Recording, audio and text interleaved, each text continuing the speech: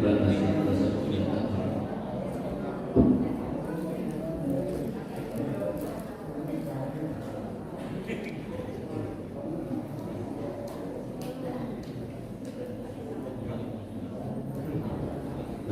Bapak hadirin yang rahmatullah. Assalamualaikum warahmatullahi wabarakatuh. Alhamdulillahirabbil alamin. Wa bihi nasta'inu ala umuri dunya waddin. Salatu wassalamu ala asyrafil anbiya'i wal mursalin. وعلى آله وصحبه أجمعين. أشهد أن لا إله إلا الله وحده لا شريك له وأشهد أن محمدا عبده ورسوله لا نبي بعده. قال الله تعالى في كتابه الكريم أعوذ بالله من الشيطان الرجيم وإذ تأذن ربكم لئن شكرتم لأزيدنكم ولئن كفرتم إن عذابي لشديد. صدق الله العظيم. أما بعد,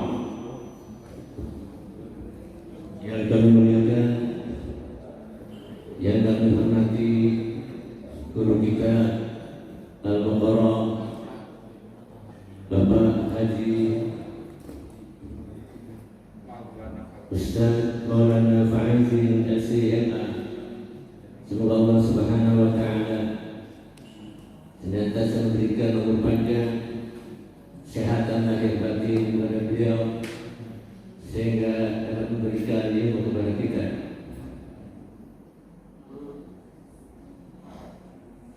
Yang kami hormati seluruh jajaran pengurus Masjid Nurul Iman yang baru yang diketuai oleh Bapak Ustaz Haji Adek Utami Ibnu SI yang saat ini beliau berada di luar kota, dan ketua yang lama menjadi ketua koordinator nasihat yang kami banggakan, dan kami hormati seluruh jemaah pengajian dari masjid yang di luar Masjid Nurul Iman yang tidak bisa saya sebutkan satu persatu, namun insyaallah tidak mengurangi saya kepada jemaah, khusus kepada seluruh jemaah Masjid Nurul Iman, ibu-ibu, bapak-bapak, saudara-saudari yang telah hadir pada kesempatan yang berbahagia ini yang kami hormati. Mari kita bersama-sama menyatakan bersyukur kepada Allah Subhanahu wa Ta'ala atas nikmat rahmat hidayah seperti di dunia. Alhamdulillah, pada pagi hari ini kita masih diberikan kesempatan Allah Subhanahu wa Ta'ala dalam keadaan sehat walafiat, tidak ada uzur, hadir bersama-sama untuk talabul ilmi. Mudah-mudahan apa yang akan disampaikan oleh guru kita bermanfaat mulia barokah dan mulia manfaat untuk kehidupan kita di dunia akhirat. Amin ya rabbal alamin. Bapak Ibu hadirin berbahagia rahimakumullah, tidak panjang lebar saya menyampaikan kata pembukaan pengajian sebagaimana biasa, diawali dengan pemaparan materi dan nanti berikutnya ada tanya jawab. Untuk mengharap ridha dan barokah dari Allah Subhanahu wa Ta'ala bagian pengajian, mari kita buka bersama-sama dengan membaca Al-Fatihah. A'udzu billahi minasyaitonir rajim. Bismillahirrahmanirrahim. Alhamdulillahirabbil alamin. Ar-Rahmanir Rahim. Maliki yaumiddin. Iyyaka na'budu wa iyyaka nasta'in. Ihdinas siratal mustaqim. Siratal ladzina an'amta 'alaihim ghairil maghdubi 'alaihim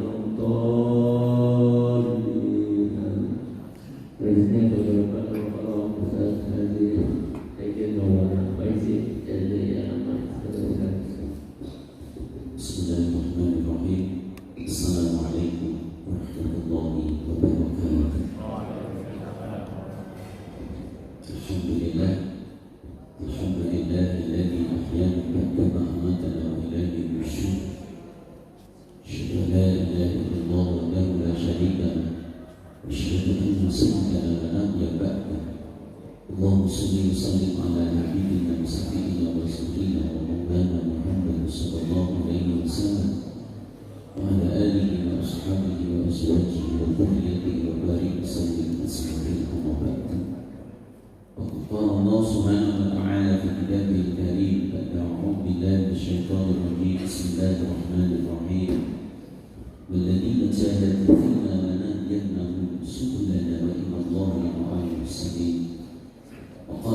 sallallahu alaihi wasallam, "Man kharaja li talabil ilmi fa huwa fi sabilillahi hatta yahsi'a." Sadaqallahul azim, sadaqa rasulullahul karim, wa nahnu ala dzalika minasyahidin, walhamdulillahi rabbil alamin. Hadirin dan hadirat, bapak-bapak, ibu-ibu, jamaah salat subuh yang dimuliakan oleh Allah Subhanahu wa taala. Sebagai hamba Allah yang beriman, sebagai hamba Allah yang bertakwa kepada Allah, yang selalu taat dan patuh pada perintah Allah, yang selalu menjauhi apa yang telah dilarang oleh Allah, marilah kita selalu sama-sama memanjatkan puji syukur kehadirat Allah. Alhamdulillahirabbil alamin. Sampai pagi hari ini Allah Subhanahu wa taala bangunkan kita kembali. Sampai pagi hari ini Allah Subhanahu wa taala bangkitkan kita kembali. Kita bersyukur alhamdulillahirabbil alamin, dibangunkan, dibangkitkan dalam keadaan iman dan Islam. Selalu Allah taala berikan kesehatan dan kesempatan yang pada akhirnya kita bisa bersama-sama hadir kembali di rumahnya Allah, hadir dalam rangka memenuhi panggilan Allah, seruan Allah dengan mendirikan sholat subuh. Alhamdulillah dengan berjamaah. Salawat beriring salam, salam beriring salawat, mari selalu kita sampaikan kepada junjungan kita, panutan kita, nabi kita, rasul kita, uswatul hasanah kita, habibana, sayyidana, wa maulana Muhammad sallallahu alaihi wasallam. Dengan selalu menyampaikan salawat dan salam, Allahumma shalli ala sayyidina Muhammad wa ala ali sayyidina Muhammad, sambil berusaha untuk kembali mengamalkan, menghidupkan, menyampaikan, mendakwahkan apa yang telah menjadi sunnah-sunnahnya, baik sunnah secara dohirnya, sunnah secara batinnya, ucapan Nabi, perbuatan Nabi, hukum yang ditetapkan oleh Nabi. Kita mohon kepada Allah semoga kita, keluarga kita, jamaah kita khususnya, muslimin dan muslimat pada umumnya, esok di hari kiamat digolongkan orang-orang yang selalu mendapatkan syafaat Rasulullah sallallahu alaihi wasallam. Amin Allahumma amin. Hadirin wal hadirat jamaah salat subuh yang dimuliakan oleh Allah Subhanahu wa taala, tidak terasa hari demi hari terus berjalan, minggu demi minggu terus berjalan, bulan demi bulan pun juga terus berjalan. Kalau tidak salah hari ini itu adalah sudah memasuki tanggal sekian di bulan Jumadil Akhir. Selepas Jumadil Akhir ini adalah bulan Rajab. Setelah Rajab, Sya'ban. Setelah Sya'ban, Ramadan.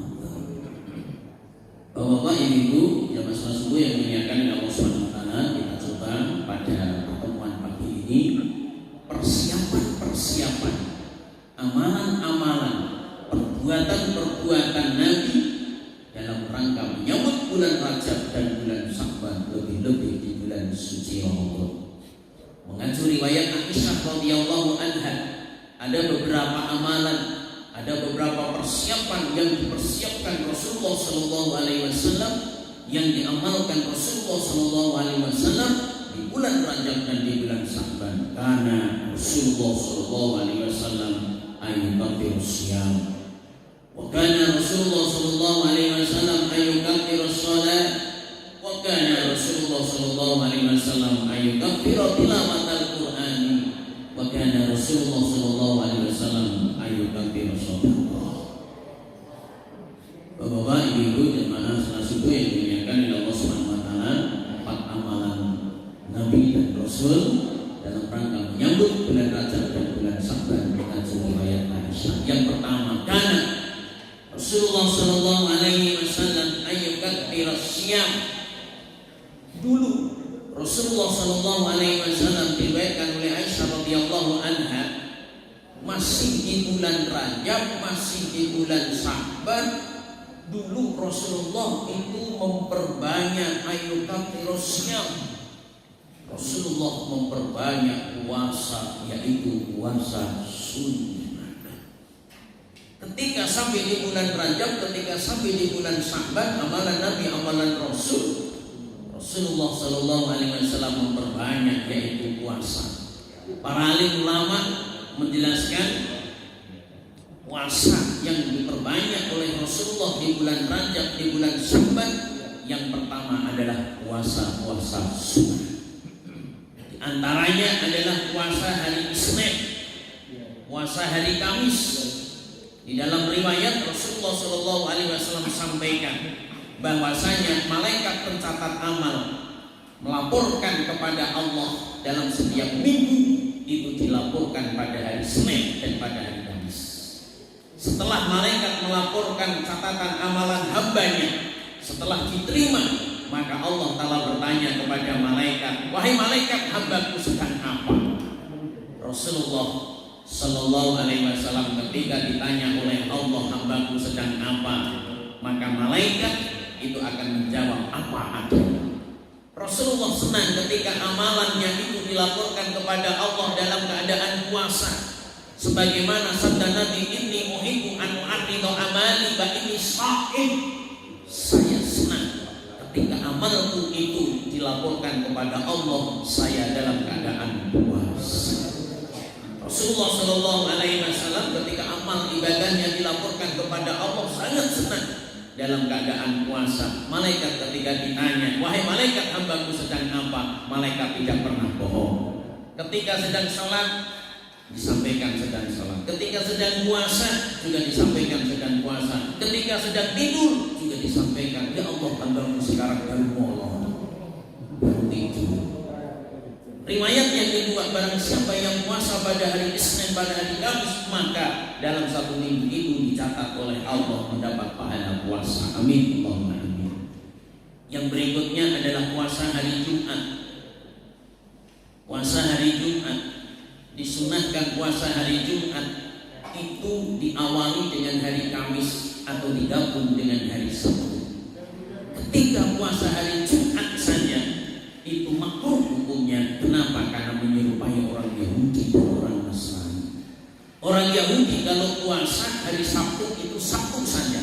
Orang Nasrani kalau puasa hari Ahad itu Ahad saja. Islam seandainya puasa hari Jumat saja itu menyerupai orang Yahudi, orang Nasrani, maka hendaknya digabung dengan sebelumnya, digabung dengan setelahnya. Siapa yang puasa hari Jumat dalam setiap minggunya, maka dalam satu minggu itu dianggap puasa oleh Allah.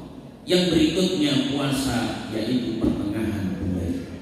Yaumul Bid, Ayamul Bid, setiap bulan dalam penanggalan kalender Hijriah 13, 14, 15 atau 14, 15, 16. Siapa yang puasa 3 hari dalam setiap bulannya, maka seakan-akan dalam satu bulan itu puasa terus.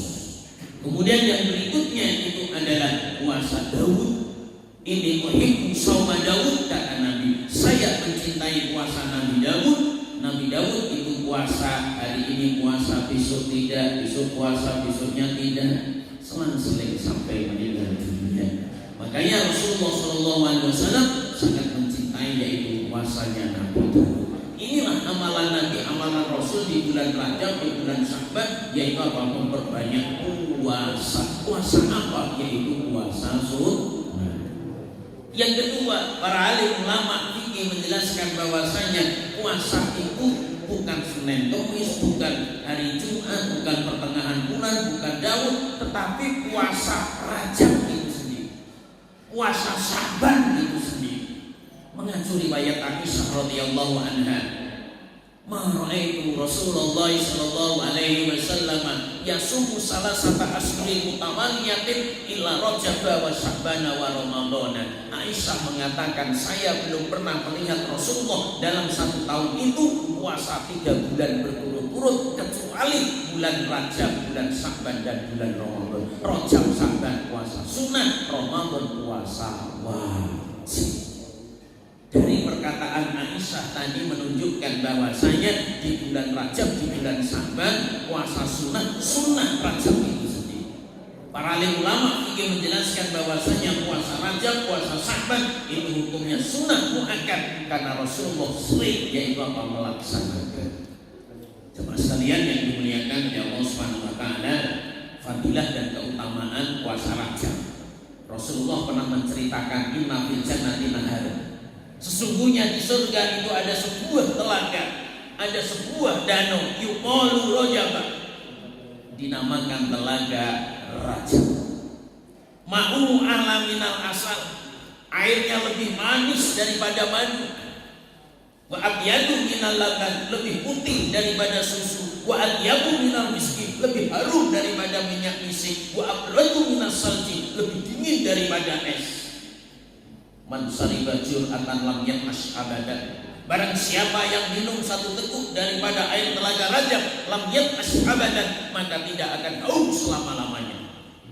Qalu liman hada ya Rasulullah, sahabat bertanya, ya Rasul, itu disediakan kepada siapa? Rasulullah menjawab, liman shoma Rajab, itu disediakan bagi orang yang selalu puasa di bulan Rajab. Amin Allahumma amin. Hadirin dan hadirat dan sekalian yang dimuliakan oleh Allah Subhanahu wa taala, inilah amalan Nabi yang pertama, harus yang pertama dalam rangka menyambut bulan Rajab, bulan Sya'ban. Jauh-jauh hari sebelumnya mengingatkan kepada kita semua, ketika sampai betul di bulan Rajab kita tidak lupa lagi amalan Nabi, amalan Rasul. Rupanya Rasulullah Shallallahu Alaihi Wasallam jauh-jauh hari sebelumnya, masih di bulan Rajab, masih di bulan Sya'ban, Rasulullah memperbanyak puasa. Itu dalam rangka yaitu mempersiapkan diri, melatih diri, membiasakan diri. Ketika sampai betul di bulan suci Ramadan, sudah siap untuk menunaikan ibadah puasa bulan suci Ramadan, yang pada akhirnya nanti ketika sampai di bulan suci Ramadan, puasa Ramadan kita lebih khusyuk dan khidmat. Amin Allahumma amin. Inilah amalan Nabi, amalan Rasul yang pertama di bulan Rajab, di bulan Sya'ban, Rasulullah memperbanyak puasa-puasa sunnah. Yang kedua, mengacu riwayat Aisyah, amalan Nabi, amalan Rasul di bulan Rajab, di bulan Sya'ban, karena Rasulullah Shallallahu Alaihi Wasallam ayukathira sholat. Diriwayatkan oleh Aisyah radhiyallahu anha, dulu ketika Rasulullah Shallallahu Alaihi Wasallam di bulan Rajab, di bulan Sya'ban, Rasulullah itu memperbanyak sholat. Para alim ulama fikih menjelaskan sholat itu sholat apa. Para alim ulama fikih menjelaskan sholat itu adalah sholat sunnah. Rasulullah ketika sampai di bulan Rajab, di bulan Sya'ban, Rasulullah yaitu apa? Selalu memperhatikan, selalu menjaga sholat. Sholat fardu jelas. Yang kedua yaitu apa? Sholat sunnah. Rasulullah selalu menjaga sholat sunnah. Baik sholat sunnah rawatib, ba'diyah, qobliyah yang dikerjakan pada siang hari, diawali daripada sholat Isra, sholat duha, kemudian qobliyah, ba'diyah malam, sholat awwabin, kemudian sholat taubah, sholat hajat, sholat tahajud, sholat tasbih, ditutup dengan sholat witir. Ketika sampai di bulan suci, ketika sampai di bulan Rajab, ketika sampai di bulan Sya'ban, belum masuk bulan Ramadan, masih 2 bulan, Rasulullah Shallallahu Alaihi Wasallam selalu menjaga yaitu apa? Sholat sunnah. Harapan dan tujuannya Rasulullah Shallallahu Alaihi Wasallam menjaga sholat sunnah. Semoga biasa, orang bisa karena biasa, yang nanti pada akhirnya sampai di bulan suci Ramadan ini sudah siap untuk yaitu apa? Melaksanakan sholat sunnah yang mulai di bulan suci Ramadan.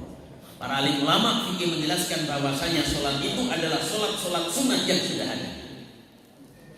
Kemudian dalam Islam dan Subhanahu wa taala, para alim ulama fikih menjelaskan tidak ada sholat Rajab, tidak ada sholat Sya'ban. Musolli sunata Rajab itu tidak ada. Kalau puasa Rajab ada, puasa Sya'ban ada. Tapi kalau musolli sunata Rajab, musolli sunata Sya'ban, para alim ulama fikih menjelaskan tidak ada. Jadi sholat yang diperbanyak oleh Rasulullah di bulan Rajab, di bulan Sya'ban itu adalah sholat sunnah yang sudah ada, yang dijelaskan dalam kitab-kitab fikih. Sekalian dilakukan Subhanahu wa taala, harapan dan tujuannya Rasulullah memperbanyak sholat, menjaga sholat di bulan Rajab, di bulan Sya'ban dengan tujuan nanti ketika betul sampai di bulan suci Ramadan ini sudah siap untuk menyambut bulan suci Ramadan.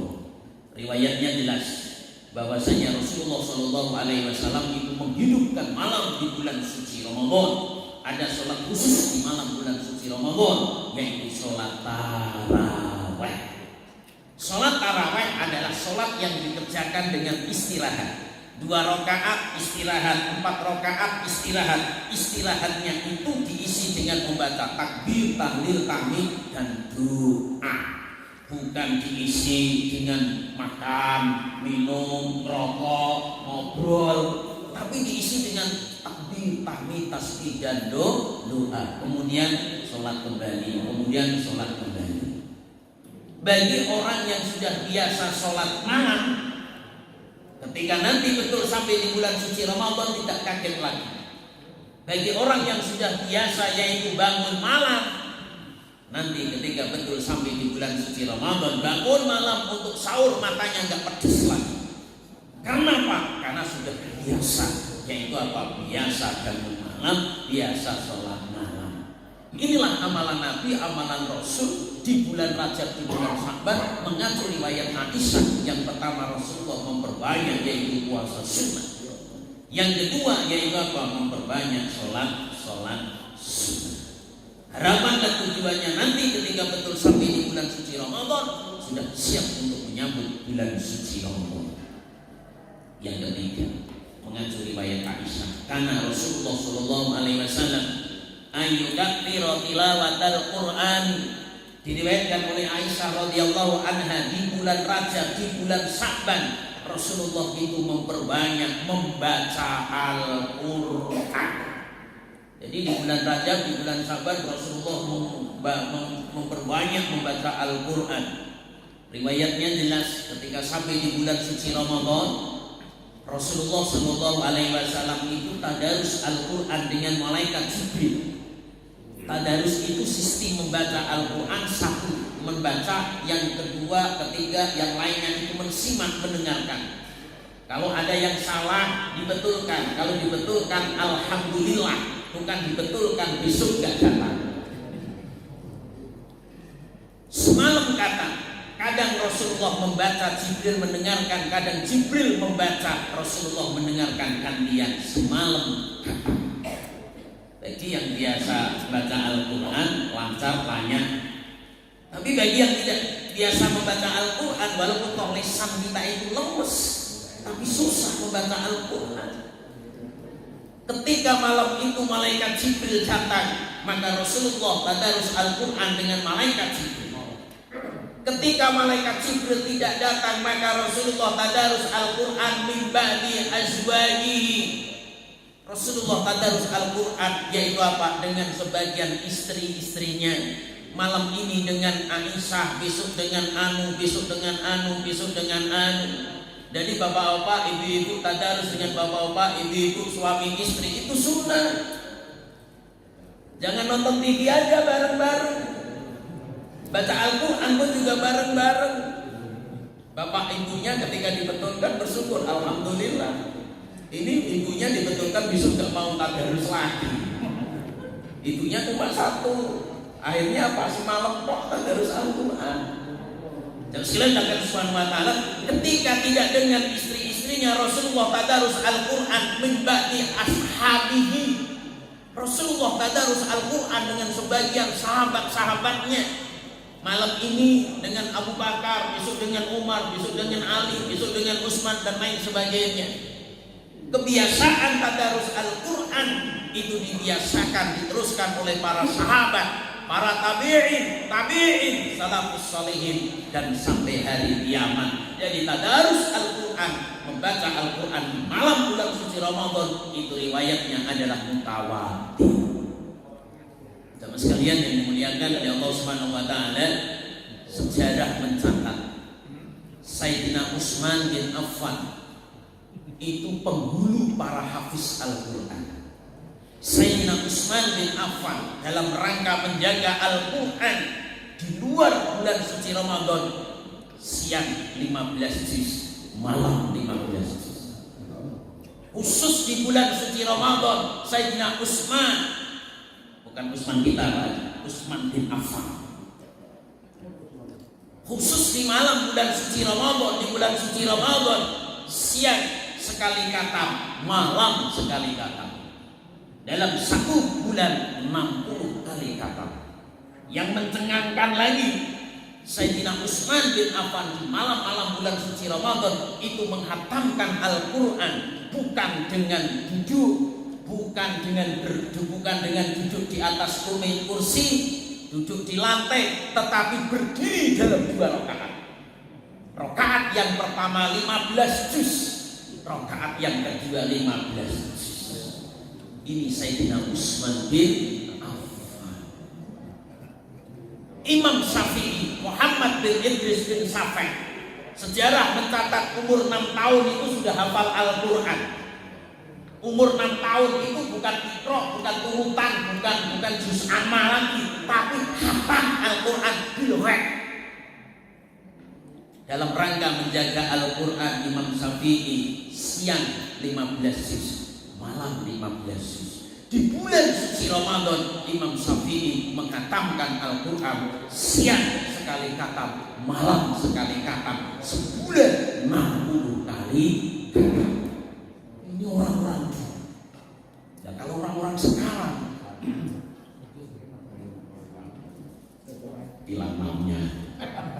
Jamaah sekalian yang dimuliakan oleh Allah Subhanahu wa taala, amalan Nabi, amalan Rasul di bulan Rajab, di bulan Sya'ban, memperbanyak membaca Al-Quran. Harapan dan tujuannya nanti ketika betul sampai di bulan suci Ramadan, lisan kita sudah lemes, sudah lanyah dan lancar, yang pada akhirnya siap untuk menyambut bulan suci Ramadan dengan bertadarus Al-Quran.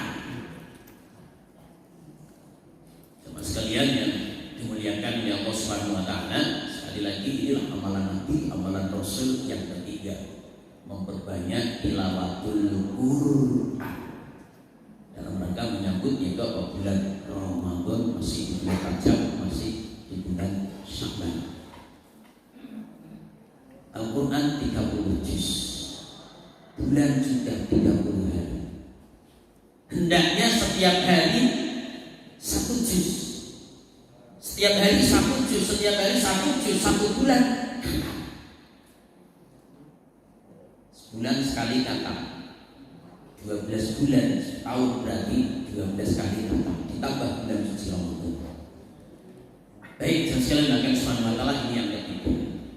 Sekarang yang keempat, amalan Nabi, amalan Rasul di bulan Rajab, di bulan Sya'ban. Karena Rasulullah sallallahu alaihi wasallam ayukathir shadaqah. Diriwayatkan oleh Aisyah radhiyallahu anha, masih di bulan Rajab, masih di bulan Sya'ban, Rasulullah memperbanyak infak, Rasulullah memperbanyak sedekah, membiasakan diri untuk berinfak dan bersedekah, memahamkan pada diri kita sendiri bahwasanya harta itu bukan milik kita, harta itu adalah amanah, harta itu adalah titipan yang harus disampaikan. Apa yang ada pada rezeki, pada diri kita, itu adalah ada sebagian haknya fakir, miskin, yatim piatu, dan orang-orang yang lemah, orang-orang yang membutuhkan. Jauh-jauh hari sebelumnya, masih di bulan Rajab, masih di bulan Sya'ban, Rasulullah memperbanyak infak dan sedekah. Tujuan akhir adalah membiasakan diri supaya terbiasa berinfak dan bersedekah. Puncaknya di bulan suci Ramadan. Di bulan suci Ramadan ada zakat fitrah, ada zakat mal, ada sedekah sunnah. Rasulullah sallallahu alaihi wasallam bersabda, "Man aftara sha'iman falahu ajru shaim." Barang siapa yang memberikan takjil, barang siapa yang memberikan iftar kepada orang yang berpuasa, dia sendiri puasa mendapat pahala puasa, kemudian memberikan takjil dan iftar untuk porsi yang sekian orang, maka dia mendapat pahala puasa sekian orang. Hadirin wal hadirat dan salah satu yang dimuliakan oleh Allah Subhanahu wa taala, di bulan Rajab, di bulan Sya'ban sudah biasa infak. Di bulan Rajab, di bulan Sya'ban sudah biasa bersedekah. Ketika sampai di bulan suci Ramadan, tidak kaget lagi. Nanti kalau ada jadwal daripada masjid bahwasanya rumah nomor ini, jalan ini, itu adalah hari sekian, minimal porsi sekian. Ketika sudah biasa berinfak, bersedekah, tidak hanya jadwal dari masjid saja kita ngasih takjil iftar ke masjid, ke mushola, tetapi setiap hari dia memberikan takjil, memberikan iftar kepada orang yang berpuasa karena sudah biasa infak dan sedekah. Inilah amalan Nabi, amalan Rasul, persiapan Nabi, persiapan Rasul di bulan Rajab, di bulan Sya'ban dalam rangka menyambut bulan suci Ramadan. Yang pertama, Rasulullah memperbanyak puasa sunnah. Yang kedua, Rasulullah memperbanyak sholat sunnah. Yang ketiga, Rasulullah memperbanyak membaca Al-Quran. Dan yang keempat, Rasulullah memperbanyak infak dan sedekah. Semuanya ini untuk litaklimil umat, memberikan taklim, pendidikan, contoh kepada umatnya. Yang terakhir, bada'a Rasulullah sallallahu alaihi wasallam, masih di bulan Rajab, masih di bulan Sya'ban, Rasulullah selalu berdoa dan berdoa selepas sholat fardu, selepas sholat sunnah, doa-doa tertentu pada waktu-waktu tertentu. Setiap doa Rasulullah, setiap doa Rasulullah selalu menyisipkan doa, Allahumma barik lana fi Rajab wa Sya'bana wa yassir umurana wa balighna Ramadana. Allahumma ya Allah, barik lana, berikan keberkahan kepada kami fi Rajab, di bulan Rajab, wa Sya'bana, ya Allah berikanlah keberkahan kepada kami di bulan Sya'ban, wa yassir umurana, ya Allah mudahkanlah segala urusan, wa balighna Ramadana, ya Allah sampaikan di bulan suci Ramadan. Ramadan tinggal sekian bulan. Kata Nabi, setiap tahun Ramadan pasti akan datang. Rajab, Sya'ban, Ramadan. Gak ada ceritanya Rajab, Sya'ban melompat langsung Syawal hari raya, gak ada. Rajab, Sya'ban, Ramadan, setiap tahun Ramadan pasti akan datang. Tapi tidak setiap Ramadan kalian akan menemui Ramadan. Tahun kemarin alhamdulillah, tahun ini insya Allah, tahun yang akan datang insya Allah, tahun yang akan datang insya Allah, tahun yang akan datang lagi wallahu a'lam bishawab, yang tahu hanya Allah. Mohon maaf, biasanya yang tua-tua juga. Tapi itu bukan urut, tapi jatuh besar. Kalau lahir itu urut, tapi kalau meninggal itu jatuh. Kalau urut, kasihan yang tua, kasihan yang tua, kasihan yang pertama, gemeter duluan. Ya, keenakan yang anak bungsu ini. Oh, gua terakhir pasti nanti terakhir. Oh enggak. Kalau lahir urut, tapi kalau mati cabut.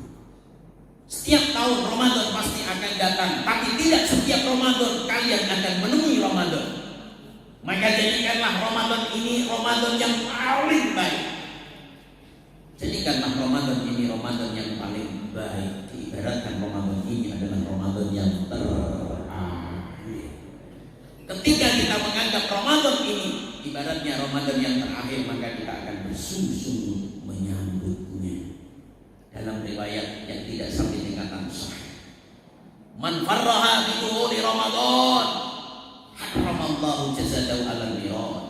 Barang siapa yang bergembira menyambut bulan suci Ramadan, haramallahu jasadahu alal niran. Bergembira menyambut bulan suci Ramadan dengan mempersiapkan diri. 4 amalan Nabi, amalan Rasul mengatur riwayat Aisyah, memperbanyak puasa sunnah, sholat sunnah, baca Al-Quran dan sedekah. Haramallahu jasadahu alal niran, Allah Ta'ala haramkan jasadnya masuk neraka. Amin, Allahumma amin. Ini menjadikan motivasi, walaupun hadis ini tidak sampai tingkatan sahih, tapi paling tidak menjadi spirit bagi kita, dorongan untuk lebih meningkatkan amal ibadah dalam rangka menyambut bulan suci Ramadan. Semoga Allah Subhanahu wa taala berikan keberkahan di bulan Rajab, semoga Allah taala berikan keberkahan di bulan Sya'ban, semoga Allah taala mudahkan segala urusan, semoga Allah Subhanahu wa taala sampaikan kembali di bulan suci Ramadan tahun ini. Amin. Bapak, Ibu, sedikit materi ini yang dapat disampaikan. Semoga ini menjadi ruang bagi kita semua, PR bagi kita semua. Ketika nanti tanggal 1 di bulan Rajab kita sudah siap untuk melaksanakan, mengamalkan dan menyampaikannya. Amin. Allahumma amin. Bagian yang kedua adalah diskusi dialog. Mungkin ada yang mau disampaikan, ada yang mau ditambah, yang masih berkenaan dengan materi, di luar materi, ataupun di luar materi yang masih bisa dijaga malam masalah dan akhlak untuk mengawali mengambil sunnah dan barokahnya dari sebelah kanan. Sebagaimana Rasulullah setiap memulai sesuatu ini dimulai dari sebelah kanan. Jadi bapak-bapak yang di sebelah kanan ini dipersilakan untuk menyampaikan, kemudian tengah, kemudian kiri, kemudian nanti ibu-ibu ini juga diberi kesempatan. Tapi sebelumnya Pak Haji ini sudah ada yang masuk, request sudah ada. Baik, Rasulullah SWT ini sudah ada yang masuk. Ketika kita sholat Jumat, satu sebagian masjid itu ada yang dihantarkan. Sebagian jamaah kita, masjid-masjid kita itu ada yang dihantarkan. Khotib naik itu enggak kendel. Kendel itu naik. Nah, tapi sebagian jamaah kita, sebagian masjid kita, kebanyakan masjid kita itu dihantar, diawali yaitu apa? Dengan membaca sholawat. Innallaha wa malaikatahu yusholluna 'alan nabi ya ayyuhalladzina amanu shallu 'alaihi wa sallimu taslima. Ada yang sampai sini. Ada yang ditambah sholawat. Allahumma shalli wa sallim 'ala sayyidil mursalin wa ala alihi wa ashabihi wa azwajihi wa dzurriyyatihi wa barik wa sallim ajma'in, atau selawat yang lain. Kemudian khotib dipersilahkan naik mimbar. Mohon maaf Pak Haji, ya, ini Pak Ketua baru ini baru keluar kota ini. Mohon maaf Pak Haji, Bapak-bapak, Ibu-ibu, mimbar itu mohon maaf bukan podium. Mimbar itu adalah format undakan 3. 1, 2, 3. Nah kalau ini namanya podium. Oh ini buang aja Pak Haji. Jangan, ini wakaf ini. Jangan. Jadi sunnahnya itu di atas mimbar. Para alim ulama fikih menjelaskan bahwasanya ketika naik, kaki kanan naik, kaki kiri. Kaki kanan naik, kaki kiri. Itu bukan nyek itu. Bukan naik tangga itu mall, bukan. Mohon maaf saya benci. Lengkapnya dikasih ya. 1, 2, 1, 2, 3. Jadi kaki kanan, kaki kiri. Selepas naik, salam. Assalamualaikum warahmatullahi wabarakatuh. Kemudian duduk. Nah, sekalian akan Allah Subhanahu wa taala, azan. Bilal tadi azan. Azan yang kedua. Ya. Azan yang kedua itu tidak terlalu panjang, pendek-pendek aja. Selepas azan menghadap ke depan. Ma'asyiral muslimin, basyuratul mukminin rahimakumullah. Ruwiya an Abi Hurairah radhiyallahu anhu qala Rasulullah sallallahu alaihi wasallam, idza sa'idal khatib alal mimbar fala yatakallam wa may yatakallam faqad lagha wa man lagha fala jum'atalah ansitu wasma'u la'allakum turhamun. Ada yang diterjemahkan oleh Abu Hurairah radhiyallahu anhu bahwasanya Rasulullah sallallahu alaihi wasallam bersabda, apabila khatib naik mimbar jangan berkata-kata. Apabila berkata-kata di antara kalian maka sia-sia. Apabila sia-sia maka jumatannya pun juga sia-sia. Maka perhatikanlah, dengarkanlah, semoga bermanfaat bagi kita semua. Ini yang pertama. Yang kedua, sebagian masjid, sebagian jamaah kita itu ma'asyiral muslimin wa jumlatal mukminin dulu. Kita pernah melihat bahwasanya ya mau mengantarkan khotib naik mimbar tadi itu ma'asyiral muslimin, ada yang menghadap sana, ada yang menghadap sana. Semoga silakan. Ma'asyiral muslimin wa jumlatal mukminin rahimakumullah. Ruwiya Nabi Hurairah radhiyallahu anhu qala Rasulullah sallallahu alaihi wasallam idza sa'id al mimbar fa yatakallamu wa la jum'atal amsiku wasma'u la'allakum turhamun.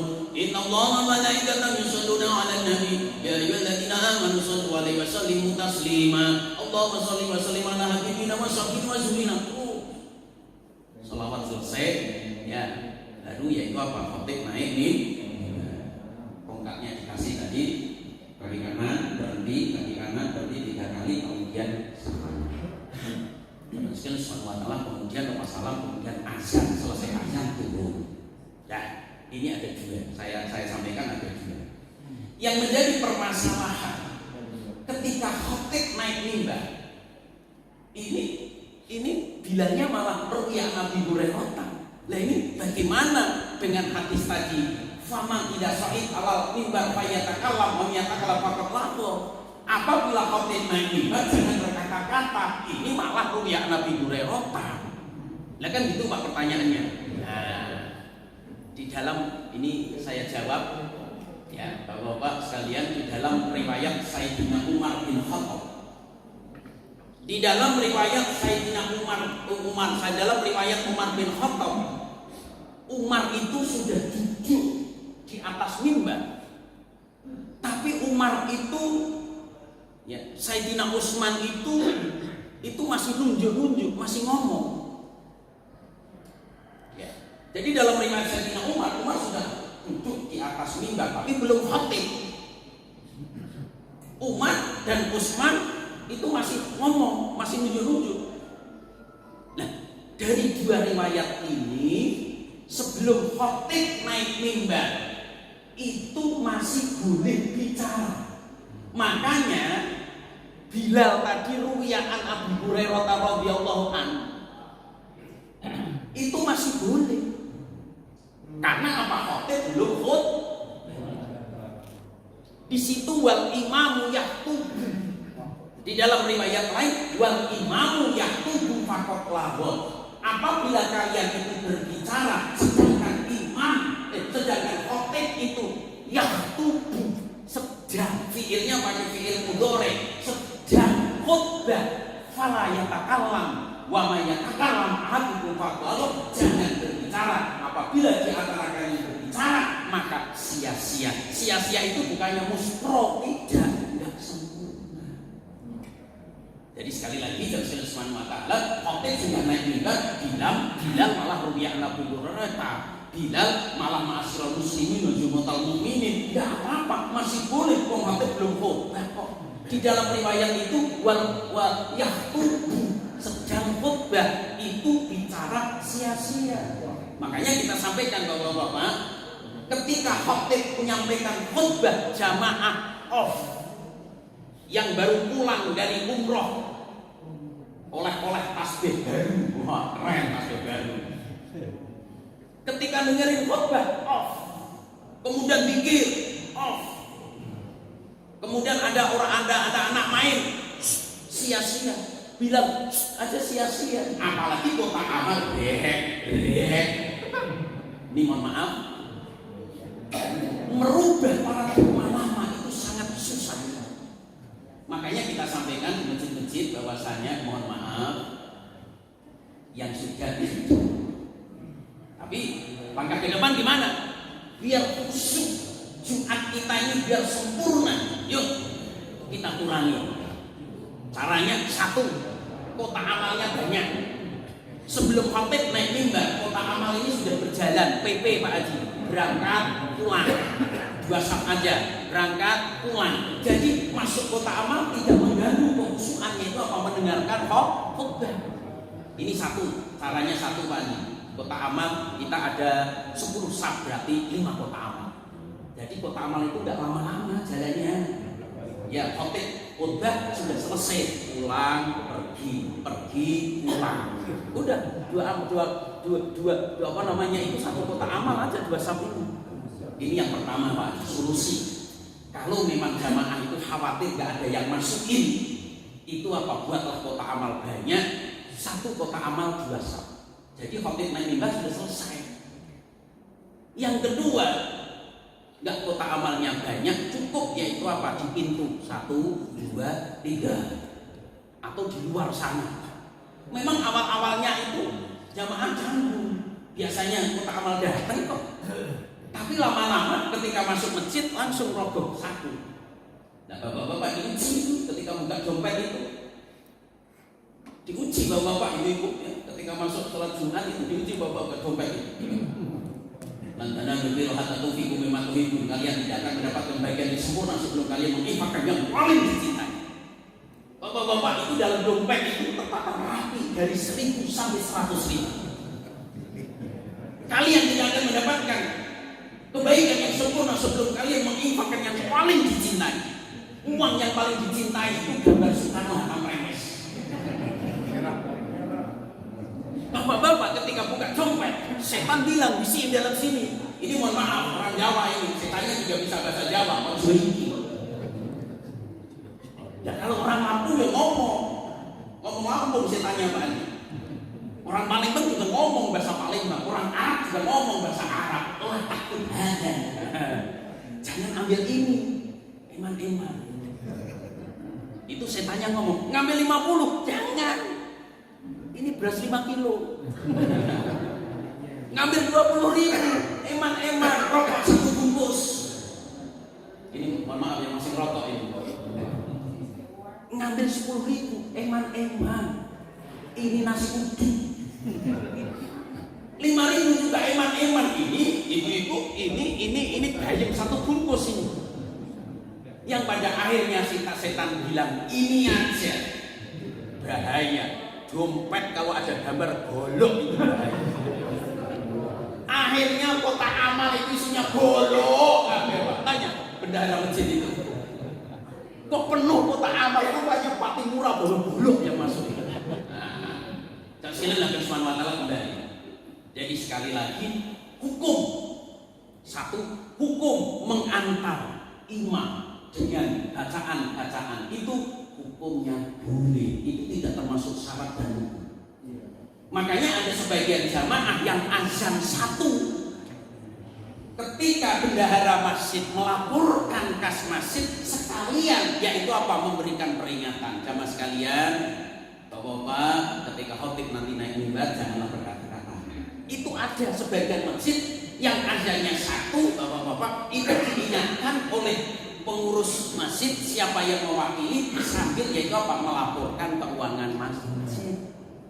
Tuh, karena ini tidak salah dan hukum. Jadi memberikan peringatan, mengantar imam, khotib ke atas mimbar, itu hukumnya bagaimana? Boleh itu tidak dilarang, tidak disuruh dalam kajian fikih. Ketika sudah biasa, teruskan.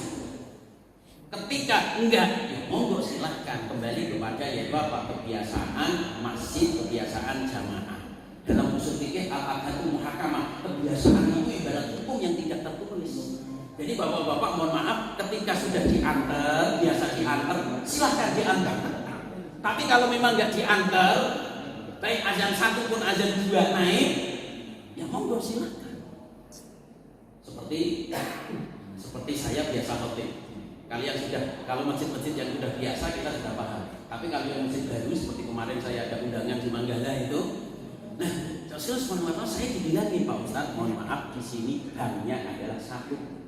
Jadi sekali masuk tit Pak Ustadz disilahkan naik ke atas mimbar salam. Itu kendel, nggak diantar-antar. Namun diantar-antar, nganter dan diantar itu boleh kok.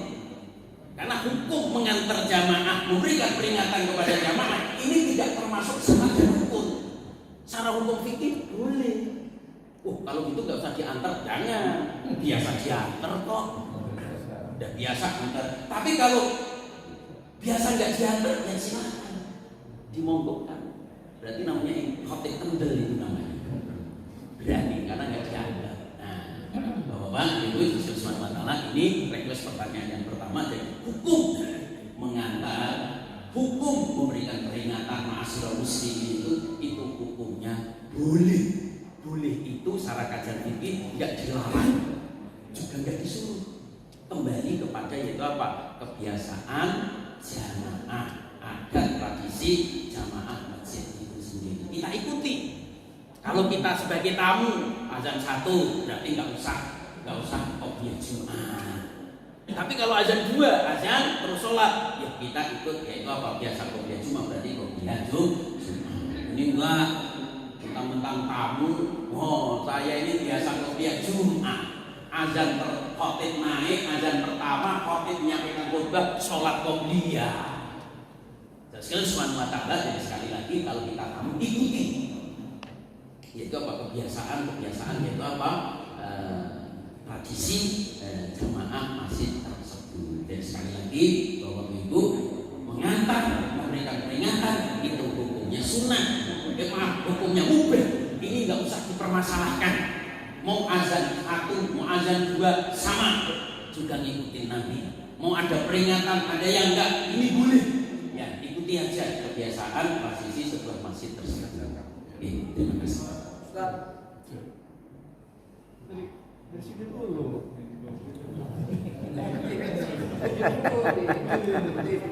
Sabar, Bang. Mantan ketua dulu. Ini Assalamualaikum warahmatullahi wabarakatuh. Alhamdulillahirrahmanirrahim.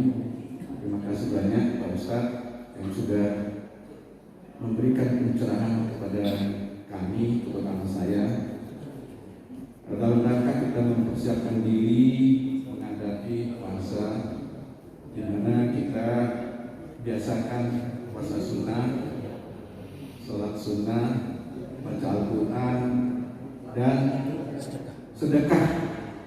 Ya. Pertanyaan saya ada 2, Ustaz, terkait itu. Yang pertama adalah tadi diawali dengan surat Isra.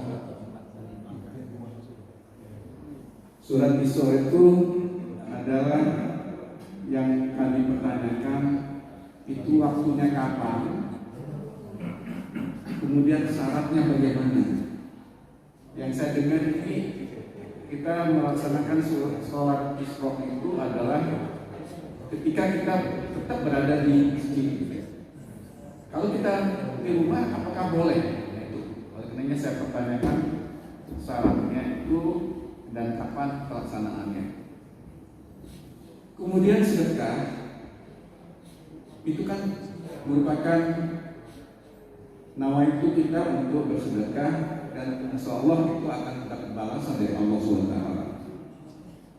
Tetapi pada umumnya kalau saya lihat, kadang-kadang sedekah ini kita sudah berikan, kita tarik lagi, atau kita ambil, atau kita kuasai lagi.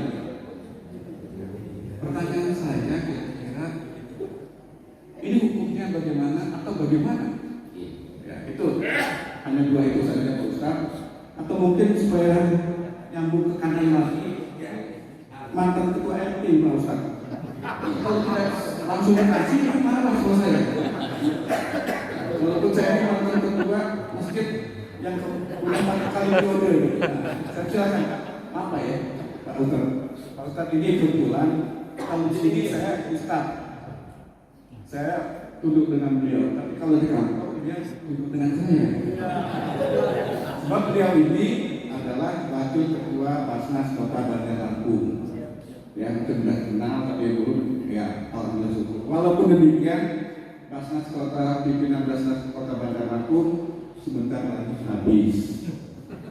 Jadi sekalian pamit Pak ya. Iya. Mantap lagi. Ya,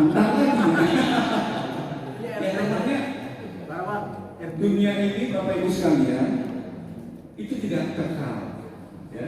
Ada batas waktunya, ya. Oleh karena itu ini semua kita kembali kepada Yang Maha Kuasa. Oleh karena itu saya silakan. Apa sampai?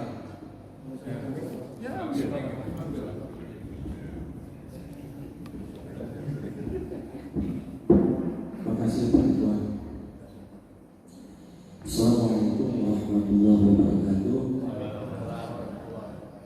Pertanyaannya sedikit aja Pak Ustaz mengenai tentang yaitu referensi hadis daripada ketika Bilal tadi, salah satunya Iyaqullah bisahibukal yawmal jum'ati amsik wal imamu yakhutubu maqallaha, supaya jangan ada yang berkata-kata. Yang menjadi pertanyaan saya Ustaz, ketika sang imam menyampaikan khutbah, yang pertama sang imam kan berdoa untuk mendoakan semoga semua jemaah dalam keadaan sehat segala macam. Kadang-kadang kita sebagai jemaah mengucapkan amin, ya Ustaz ya. Dan selanjutnya yaitu bersalawat kepada Nabi salawat tersebut, apakah itu termasuk perkataan Ustaz? Terima kasih. Wassalamualaikum warahmatullahi wabarakatuh. Waalaikumsalam warahmatullahi. Baik, sama sekalian yang akan semangat pertanyaan yang pertama, mari sama-sama kita simak. Di dalam riwayat dijelaskan, barang siapa yang malam itu sholat tahajud, kemudian subuh berjamaah. Ini bapak-bapak dulu. Selepas sholat subuh itu tidak beranjak pergi, masih di area masjid, menunggu waktu isyraq. Isyraq atau syuruk itu adalah matahari sudah terbit naik sedikit, itu namanya isyraq. Para ulama fikih berpendapat isyraq dengan duha satu itu beda.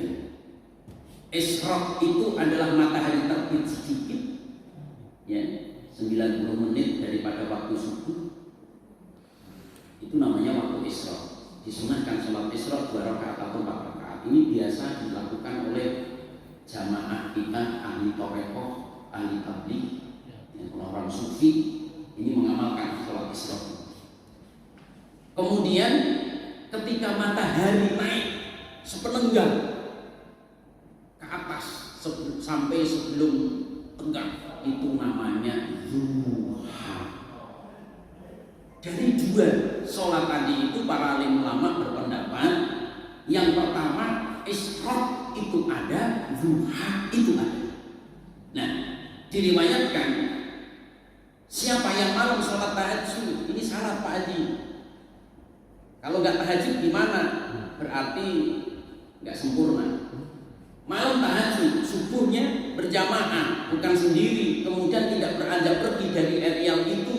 Kalau bapak-bapak ya di masjid, kalau ibu-ibu sholat di rumah, berarti ibu-ibu tidak pergi, tidak beranjak dari tempat musola itu. Bukannya nyuci piring, nyapu, ngepel, waktu isyraq, sholat isyraq, oh nggak dapat. Masih tetap pegang tasbih, pegang Al-Quran, duduk di atas sajadah itu sampai waktu isyraq, kemudian sholat 2 rakaat atau 4 rakaat. Dalam riwayat dijelaskan dia pulang akan mendapatkan pahala haji umroh yang mampu. Amin Allahumma.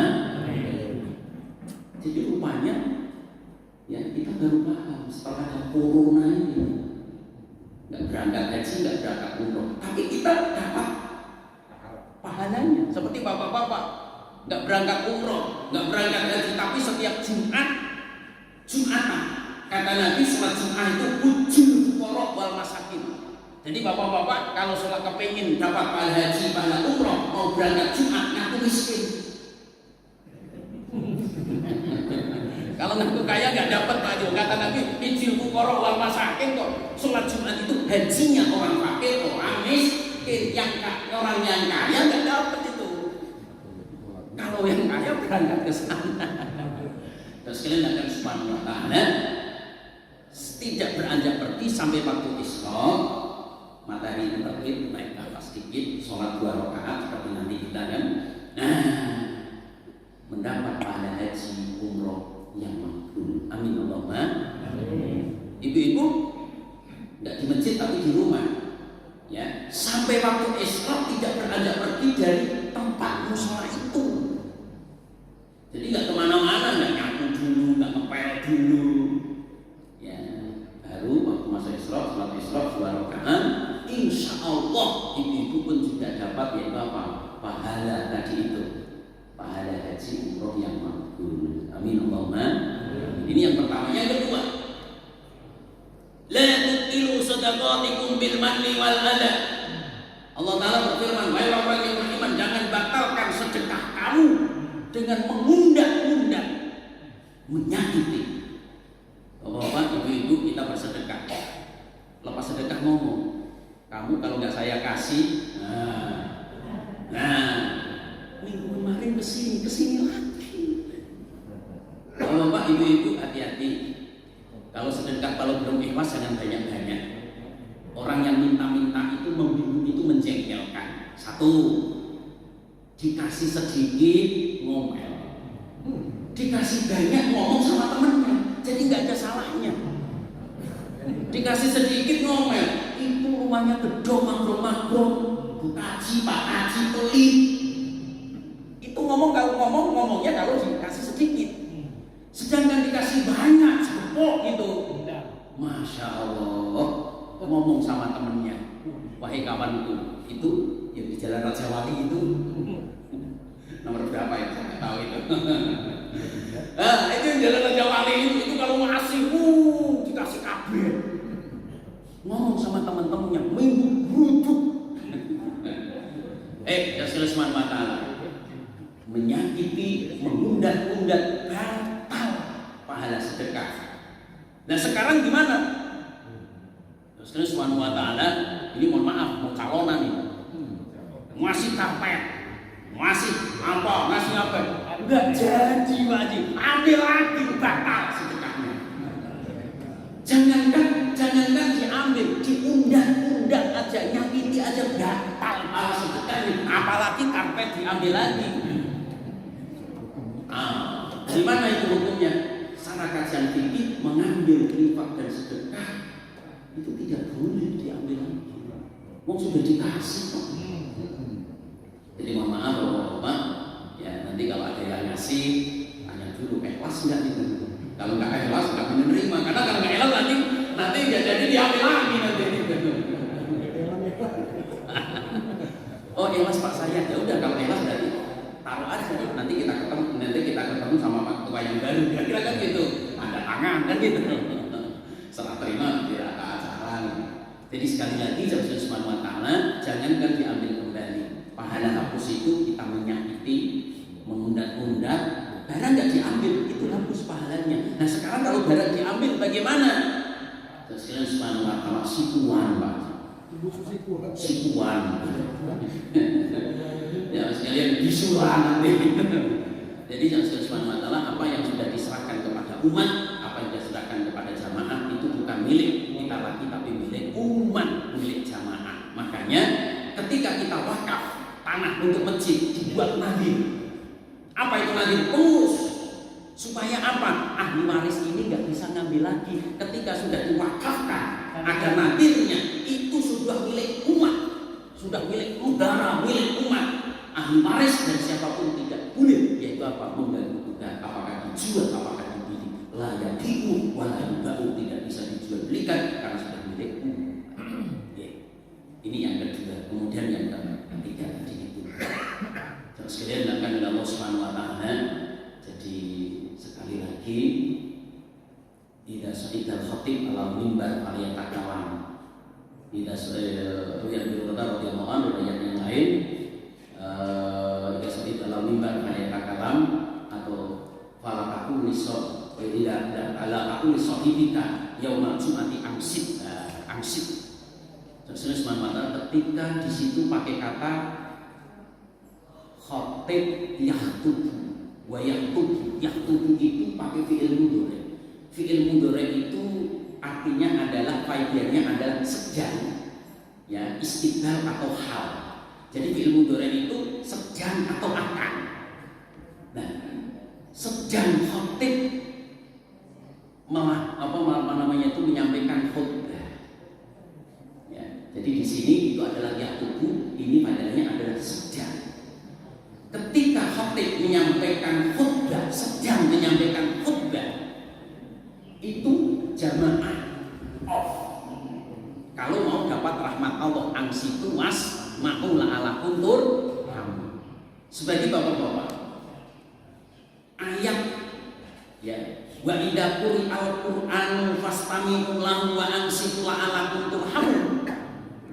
Ini berhubungan dengan yaitu apa? Khatib sedang menyampaikan khutbah. Karena di antara khutbah itu wajib membaca salah satu ayat Al-Qur'an.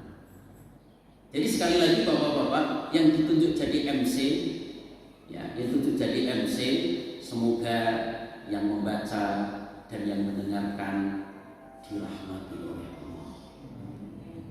Gimana kalau mendapat pahala oleh Allah? Semoga mendapat pahala. Ya bagus, ya boleh. Tapi pasnya itu la'alakum turhamun.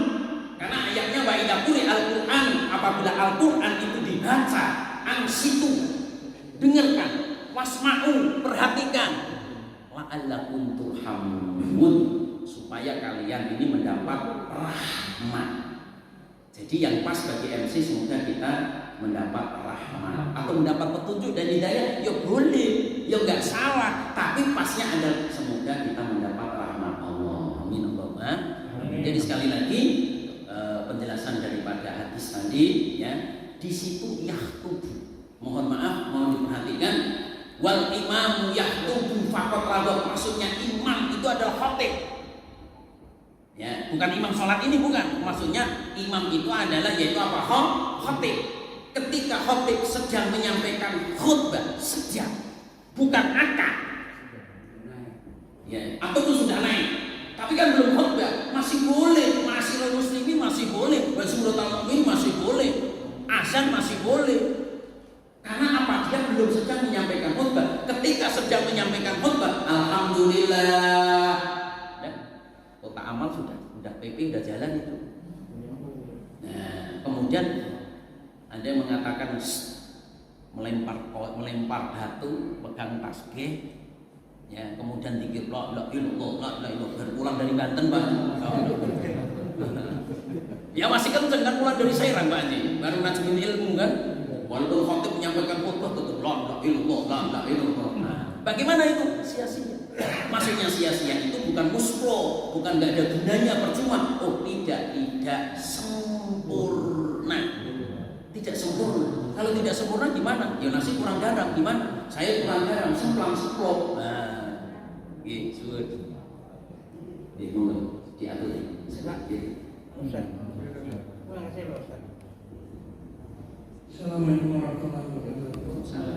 Ini jadi semangat dengar ini ceramah Pak Ustaz ini. Khususnya masalah sedekah, mungkin hibah, mungkin wakaf. Jadi saya gitu Pak Ustaz, mewakafkan mungkin tanah ini itu kalau mau buat madrasah itu tanah saya pakai. Artinya sudah saya hibahkan atau saya wakafkan, atau saya katakan, oh ini untuk kuburan gitu, silakan pakai ini untuk kuburan. Gitu. Nah, kemudian saya ninggalin Pak Ustaz. Nah, anak saya nuntut ini, itu tanah bapak saya, tanah kuburan tanah itu. Yang pada intinya anak saya ini kan ganti rugi. Intinya gitu. Oke, tidak tanahkan ganti rugi. Pertanyaannya yang pertama, apakah nanti saya ini masih dapat pahala tidak? Yang pertama. Yang kedua, uang ini bagaimana hukum uang yang diberikan kepada anak saya? Bagaimana posisi hukum uang itu? Terima kasih Pak Ustaz. Assalamualaikum warahmatullahi wabarakatuh. Seseorang ketika mengatakan aku wakafkan tanah ini untuk masjid, pembangunan masjid, secara fikih sudah sah, disaksikan 2 orang dan masyarakat secara fikih sudah sah.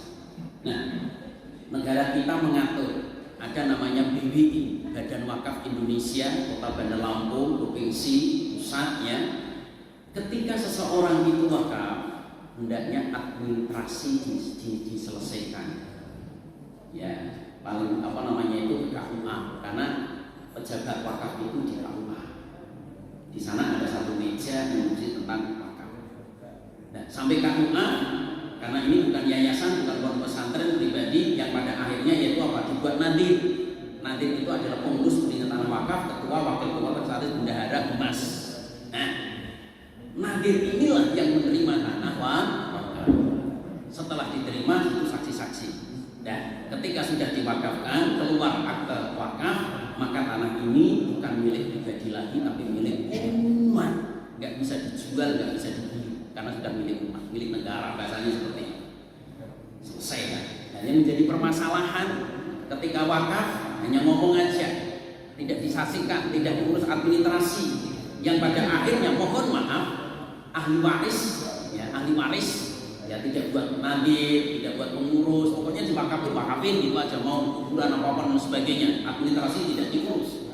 Yang pada akhirnya mohon maaf ketidaktahuan ahli waris, ini tanah bapak saya, kalau mau ganti rugi loh. Nah, kira-kira kan gitu. Bagaimana Allah Subhanahu Wa Taala untuk menanggulangi hal-hal yang tidak diinginkan tadi pemerintah mengatur. Nah, Nah, seandainya terjadi bagaimana? Satu, secara hukum fikihnya itu dilarang, nggak boleh, dilarang, haram, dilarang lah. Karena hukum fikih itu dilarang, nggak boleh menuntut seperti itu. Kenapa? Ini sudah milik umat. Kemudian ketika minta ganti, seandainya minta ganti ataupun ditarik kembali, sodaqatun jariyatun, sedekah jariah nggak ngalir lagi kepada Pak Haji. Berarti putus karena ditarik lagi kan. Makanya Pak Haji mohon maaf ketika mau berinfak dan bersedekah zakat atau mau berwakaf atau berhibah yang bisa diambil manfaatnya untuk jangka waktu yang lama, mohon administrasi diurus. Negara bukan mau menguasai, tapi negara mau yaitu apa? Menertibkan supaya yaitu apa? Tidak lanjut. Di Departemen Agama dengan BWI itu sudah kerjasama dengan apa? BPN, BPTN apa itu? Ya, jadi kuburan, ini mohon maaf, kuburan kita ini belum bisa ditingkatkan itu. Kemudian masjid kita, musola kita, tanah fasul kita itu belum bisa ditingkatkan. Itu bisa diurus kerjasama dengan Departemen Agama dengan kantor pertanahan. Karena apa? Zaman yang akan datang, masa yang akan datang kita tidak tahu. Ketika sudah disertifikatkan secara SKM sudah yaitu apa? Sudah kuat secara hukum di negara kita. Menanggulangi hal-hal yang tidak diinginkan. Karena banyak kasus di Sumatera, di Lampung, kasus agraria, yaitu apa? Bapak mewakafkan, ibu mewakafkan, ya anak ini apa? Loh, saya nggak mewakafkan kok. Ya betul, belum lahir dulu. Ini mohon maaf, saya cerita di kampung saya, bapaknya bilang, wah itu bilang tanah itu untuk madrasah, mati kan? Mati karena nggak diurus tadi. Ibunya bilang, Pak Haji dulu bilang tanah itu untuk madrasah. Enggak ada yang untuk madrasah. Sebulan 2 bulan sakit sampai sekarang belum mati. Belum mati. Mohon maaf ini. Mohon maaf. Kalau nadir tadi itu kan dibentuk ya. Itu ada batas waktu. Nah, 5 tahun. 5 tahun. Mohon maaf. Di BWI itu di BWI itu ada undang-undangnya, ada peraturan yaitu tentang nadir tadi. Nadir itu diganti ketika satu meninggal, yang kedua sakit permanen, yang ketiga mengundurkan diri, dan yang kedua meninggal hilang. Nah itu digantinya kemana? Notaris. Di notaris. Jadi nantinya di notaris, dinotariskan. Kalau pengurus masjid kan dulu 5 tahun, sekarang 3 tahun ya. Tapi kalau nadir ini adalah tadi tidak ada jangka waktu kecuali dia meninggal, mengundurkan diri, sakit ataupun pergi tidak pamit. Dia tidak ada batas waktu kecuali dia mengundurkan diri. Nah gantinya kemana? Ke notaris. Nah ini nggak mundur-mundur masalahnya ini. Ketika dia itu masih banyak, masih cakep, masyarakat masih percaya karena apa amanah dalam mengemban tanah wakaf itu untuk masjid, untuk yang produktif ya silakan. Tapi kalau masyarakat sudah nggak percaya, ke notaris lagi. Ya itu apa? Masih tidak percaya. Ini mohon maaf ini. Jadi yang masih tidak percaya itu DPR aja. Nanti wakaf juga. Nah itu keserahkan kepada masyarakat. Baik, Bapak Ibu hadirin, Rasulullah, kita ingin sekali menambah pertanyaan, waktu juga yang membatasi. Tapi sebelum ditutup, kita dulu beri kesempatan perwakilan kepada Ibu, jamaah ibu-ibu yang ingin bertanya, silakan satu pertanyaan perwakilan dari ibu-ibu. Kalau dianggap cukup, kita tutup. Ibu-ibu, kalau ada yang bertanya silakan satu pertanyaan saja.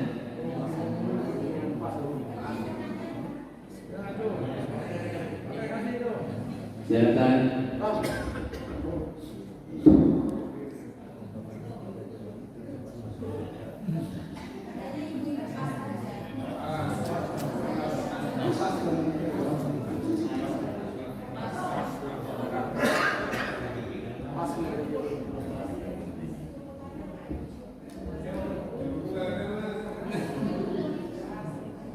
Ada Baik Bapak Ibu hadirin, Allah, karena waktu juga yang membatasi kita, ini sekali kita memperbanyak atau memperdalam lagi, namun waktu yang membatasi kita, oleh karena itu mudah-mudahan apa yang telah kita dengarkan bersama dari pencerahan guru kita menjadi ilmu yang bermanfaat, ilmu yang barokah, yang membawa kita untuk menuju ridha Allah Subhanahu Wa Taala. Dan kami sebagai pengurus mengharapkan kehadiran Bapak Ibu hadirin dan hadirat bulan depan tanggal 26 Februari 2022. Mudah-mudahan kita berikan umur panjang dan berikan kesempatan. Dan tanggal 5-nya Februari itu pengajian tauhid Bapak Dr. Bukhari Muslim. Kami juga mengharapkan hadir Bapak Ibu hadirin dan hadirat. Kami atas nama Jemaah Muslimin Iman mengucapkan terima kasih atas kehadiran jemaah dari luar dan dari dalam. Saya sebagai pemandu acara pada pengetahuan ini, apabila ada kata ucapan yang bermanfaat kepada jamaah dan mohon kepada Allah, mari kita tutup kegiatan kita dengan bersama-sama dengan doa menjaga kita untuk subhanallah wa bihamdihi subhanallah wa bihamdihi asyhadu an la ilaha illa anta astaghfiruka wa atubu ilaik. Alhamdulillahirabbil alamin. Wassalamualaikum warahmatullahi wabarakatuh.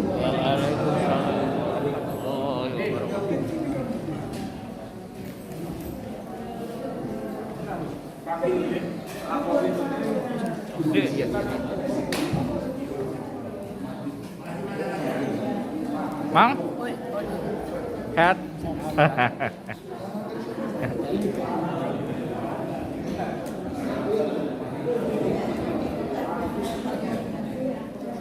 Sah. Sah. Sah. Sah. Banyak dapat foto, Bro? Hah? Banyak nggak dapat foto? Nggak terlalu banyak, tapi ilham gue suruh moto juga. Ya. Masalahnya